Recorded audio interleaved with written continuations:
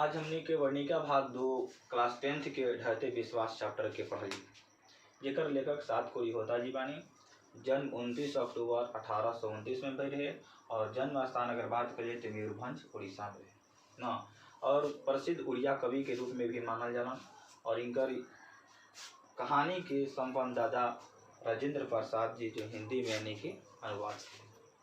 चलिए हमनी के ढहते विश्वास उड़ीसा के जन जीवन के बारे में यानी कि बतावल गई बुढ़वी कि जब एक समय की बात बा कि लक्ष्मी 1955 में ब्याह करके अपना गांव पर आई रही।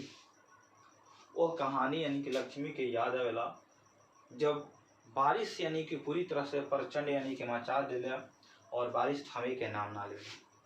यह दृश्य के देख के लक्ष्मी के 1955 की बात याद आ जाला कि जब 1955 में ब्याह करके लक्ष्मी जब घर पर आई रही तो देखली का कि देवी नदी के प्रचंड यानी प्रभाव और दलई बांध के टूटे से गांव में बाढ़ आ गिरी और गांव में बाढ़ आवे के वजह से पूरा गांव दहे लगल और यानी कि लक्ष्मी अपना सास ससुर के साथ और लक्ष्मण के साथ ऊंचे टीले पर चल जाली और किसी प्रकार से वहां के रक्षा होला।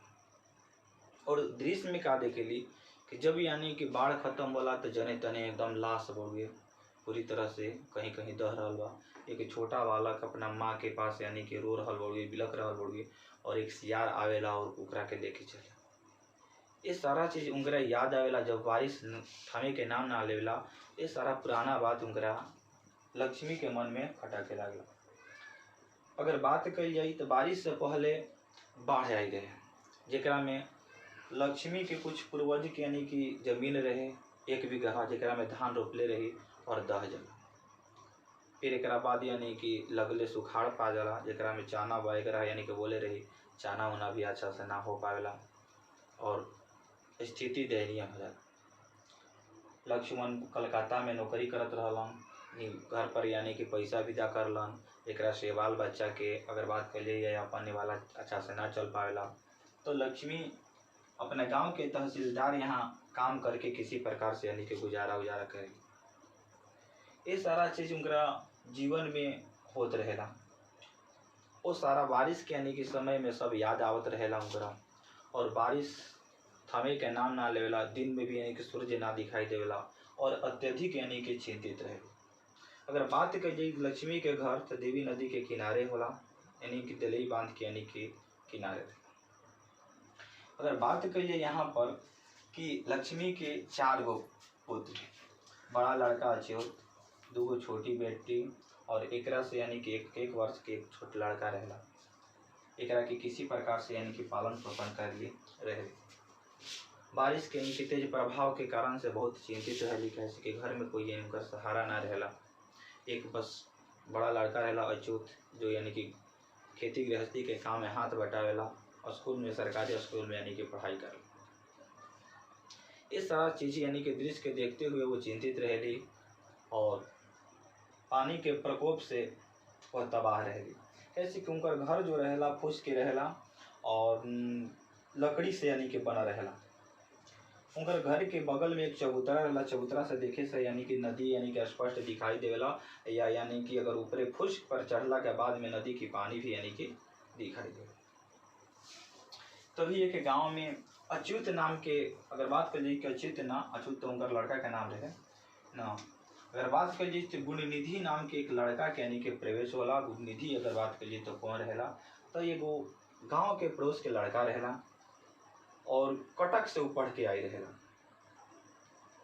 जब वो कटक में रहे तो देखला का कि कटक नदी के बाढ़ से बचावे खातिर महाराजा आयाती केसरी कटक नदी में बांध बनवा दिलन और कटक नदी यानी कि कटक के नदी से यानी कि बचा लेलन, बाढ़ से बचा लेलन। यही बात गुणनिधि के दिमाग में यानी कि चलत रहे और आवलन और बारिश के प्रकोप के देख के एक स्वेच्छासेवक दल के गठन करलन जेकरा में बहुत सारा युवा लोग भाग लेलन, बूढ़ व्यक्ति भी यानी कि सहयोग करलन और मन में ठान लेवलन कि देवी नदी पर यानी कि दलई बांध के मजबूत करे के हो।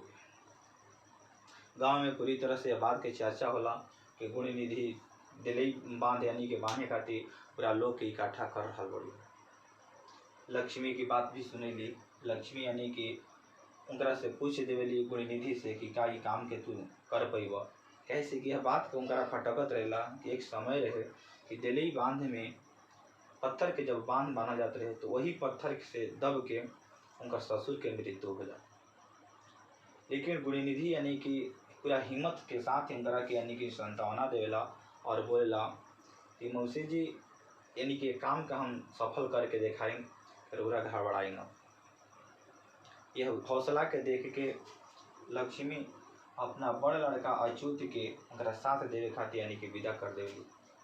और पानी के प्रकोप के प्रभाव से सब लोग यानी कि तबाही रहलन, जेकरा कारण से यानी कि सोचल हम लोग का कि दिल्ली बांध के यानी कि बाहर जरूर जीवाना, तो फिर अगर बाढ़ आ जाए तो पूरी गांव दह जाए। पूरा लोग इकट्ठा होला और जाला दिल्ली बांध बांधने की प्रक्रिया चालू हो जाला। यानी कि रात दिन मिलकर यानी कि पूरी तरह से दिल्ली बांध के निर्माण करे में सब कोई लग जाए। रात में यानी कि उठ के लक्ष्मी देखत रहेली, ऐसे कि उनका घर नजदीक रहेला। देखली रात में भी बत्ती उती बढ़ रहा बा, यानी कि मन में विश्वास होला कि दिल्ली बांध के यानी कि पूरी तरह से काम चल रहा हो गया। कुछ लोग मिट्टी यानी कि ढोढ़ा के ले जाता, तो कुछ पत्थर ले जाता, तो कुछ बोरा में बालू ले जाता होगी। और दिल्ली बांध के अगर बात की जाए तो ऊपर से यानी कि तार रख देवल गई है और तार के नीचे से सब जरिया रख के ओकरा के बांधा जाता है। पूरी तरह से यानी कि प्रकोप चलत रहे। लेकिन पानी के प्रभाव इतना ज़्यादा रहे कि दिल्ली बांध के यानी कि बांधल मुश्किल हो गई। बात कल जाओ यानी कि महानदी में हीराकुंड बा और महानदी के एक सहायक नदी देवी नदी है। जब महानदी में अगर पानी पूरी तरह से भर जाला तो यही हीराकुंड बांध के खोल देवल जाला। खोलला के बाद में यानी कि देखल जाला का कि यह नदी यानी कि बहाव पानी यानी कि अपना ओर ले जाला और ओकर जो सहायक नदी बा ओमे भी प्रचंड यानी कि मचावेला और जेकरा वजह से यानी कि देवी नदी में यानी कि बाढ़ आ जाला और इर्द गिर्द के यानी कि इलाका डूब जाए। ये सारा देख के दृश्य यानी कि सबको यानी कि पहले से ही मालूम रहे, यह चलते यानी कि बांध बनाने की प्रक्रिया चल रही ताकि बांध बना दो जाओ तो पानी यानी कि गांव तक ना पहुंची, इधर से लौट जाए। लेकिन बारिश की इतना प्रकोप यानी कि बढ़त चल गई कि बांध बनने में भी असमर्थ लोग लागे लगल। तभी सरपंच या महोदय यानी कि जो गांव के रहन वो पूरी तरह से गांव के अलर्ट कर लगला कि बांध यानी कि ऊपर पानी जा रहा हो गए। गांव के लोग यानी कि सब सचेत हो जा, जितना भी अगर सामान उमान बा वो सब लेके यानी कि ऊंचे स्थान पर यानी कि पहुँच जालो। यह बात से लक्ष्मी यानी कि पहले से भी वाकिफ रहेली। 28 वर्ष के उम्र होत रहेला यानी कि, और यह दृश्य यानी कि उनका सामने रहेला। लक्ष्मी का कर ली, एक बोरा में थोड़ा सा चूड़ा बांध लेवली और घर में एक गाय एक बछड़ा रहेला ओकरा के खोल देवेली पगहा। 2 गो बकरी रहेला ओकरो के खोल देवेली। काहे से वो जानत रहेली अगर बाढ़ अगर आई तो सब कोई तो भाग जाए, लेकिन अगर खूटा पर जानवर बचा बढ़ाई रही तो सबसे ओकरे दिक्कत हुई। कैसे कि ओकर बन्हाल बा मुड़ी और पानी में डूब के ही मर जाए। ते चलते ओकरा के खुला कर देवेली। लेकिन सब कोई यानी कि सरपंच साहब के बात सुन के सबको ऊंचा जगह पर भागे लगेला। लेकिन लक्ष्मी अपना लड़का अच्युत के इंतजार में वहां से जाए के कोशिश ना करी। सोचली कि अच्युत अगर आ जाए घर पर तो फिर वो ककरा से मिले।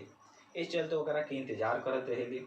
बहुत देरी हो जाला ना, भगदड़ मच जाला पूरी तरह से। अब लागेला कि यानी कि बांध यानी कि टूट जाई और सूचना आवेला कि अब बांध के यानी कि प्रकोप यानी कि ऊपर पानी आ गइल बा, टूटे वाला बा।